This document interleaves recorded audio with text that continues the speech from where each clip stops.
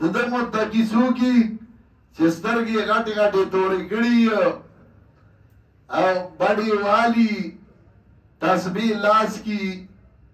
کته کته ګوري ای سړی دوپټای په سري نو دا د ده متقي دی یاره ډېر متقي سړی دی که ډېر متقي دی او خبرې نه کوي خبرې چې نه کوي دا بغضي دی دا د مولیانو میانځ کې یو ډېر لوی صفت دی چې طویل سکوت دی خبرې نه کوي طویل سکوت چې ونو په هغه باندې جمع کړې وه یو طویل سکوت دی و چې کله خبره کوي نو ګډې وډې وایي نه غلی ناست دی غلی دی بنیه ته یې ځکه غلی ناست دي دا یو نیمه نو دی وایي دا متقي دی متقي دې ته وایي نه متقي معنا لږه وپېژنه متقي چا ته وایي ابن جریر وایي او ابن کثیر متقي چا ته وایي الذین یتقون الشرک ویعملون بطاعته متقی آگا چاہتا ہوئی چه ځان د شرک نه ساتي او عمل کوي په تابعدارۍ د پیغمبر هغه ته متقی وایي هغه ته متقی نه وایي دا تا چې د متقی جوړ کړی دی متقیان شي وی استاد دا متقی څوک دی تعریف والا نه ورته وی متقی هغې ته وایي چې په یو کمره کې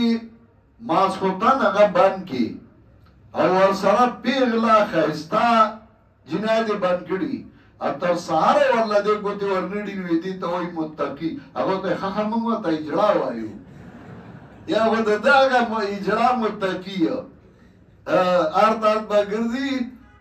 سپینه دوپټه یې په سر یې د ګرځېدو باندې د ده متقي دی ستا متقي روکشه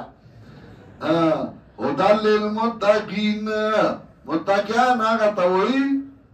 چې د شرک نه ځان ساتي او د بدعاتو نه ځان ساتي هدی للمتقین رڼا ده د پاره د متقیانو کلکواله د پاره د متقیانو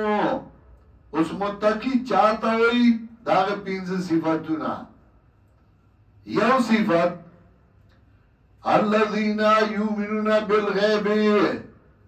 چې ایمان راړي په غیبو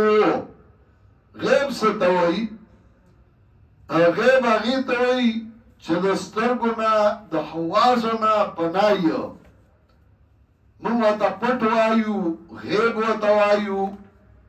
لکه سوره یوسف وګورئ لسم آیات سوره یوسف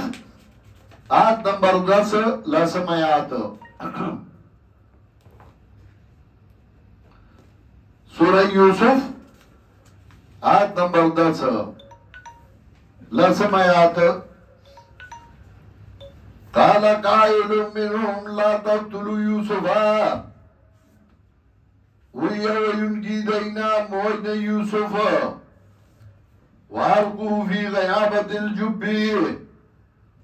غیابت الجب اغردوی دلنا پیا پت جور کوئی کی غیابت پت غیب ما غاب عن الحواس غیب آگی توی چه ده حواسو نپنائی ناگی توی غیب لگا اشعارو کی رازی وبالغیب آمنا وقد کان قومنا حضرت حسان وی وبالغیب آمنا وقد کان قومنا یصلون للأوثان قبل محمدی منگا پا غیب باندی ایمان راوڑے دے وبالغیب آمنا وقد کان قومنا منگا پا غیب باندی ایمان راوڑے دے او پتا کی سرا وزمنگا قوم یصلون للأوثان قبل محمدی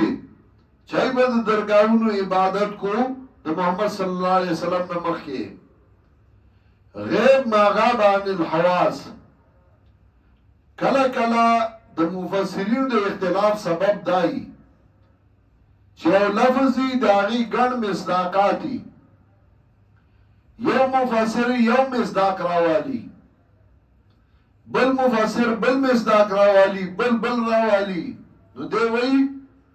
د مفسرینو اختلاف دی یو دا معنا کړی دا بل دا کړی بل دا اختلاف نه دی دا دی یو لفظ ګڼ مصداقات دي نو یو مصداق وخی بل وخی بل وخی مصداقات ګڼي لکه ته وای یره یو سړی دی چې داغه پکول په سر دی تو غټي غټي سترګې دي مضبوط بدن دی او د قرآن حافظ دی عالم دی یره هغه برانه ولی یو راشي یو طالب راولی پکول په سری غټي غټي سترګې په قرآن پوهیږي بل لاړ شي بل راولی بل راشي بل راولی ای بادشاہ مړو خزی وی زبا واده کوم و د داسې کس سره زه پرې بېدم مړه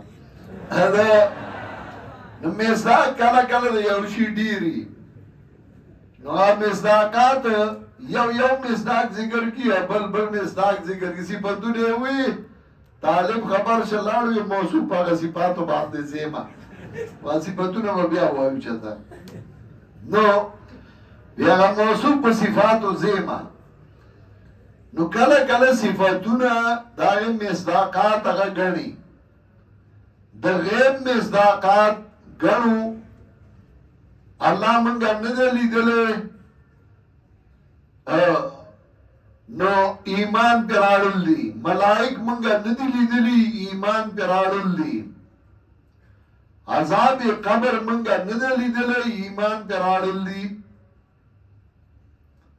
قیامت جهنم جنت منگا ندی لیدلی ایمان پر آڑل لی انبیاء منگا ندی لیدلی ایمان پر آڑل لی دا طول مصداقات دی دا غیبو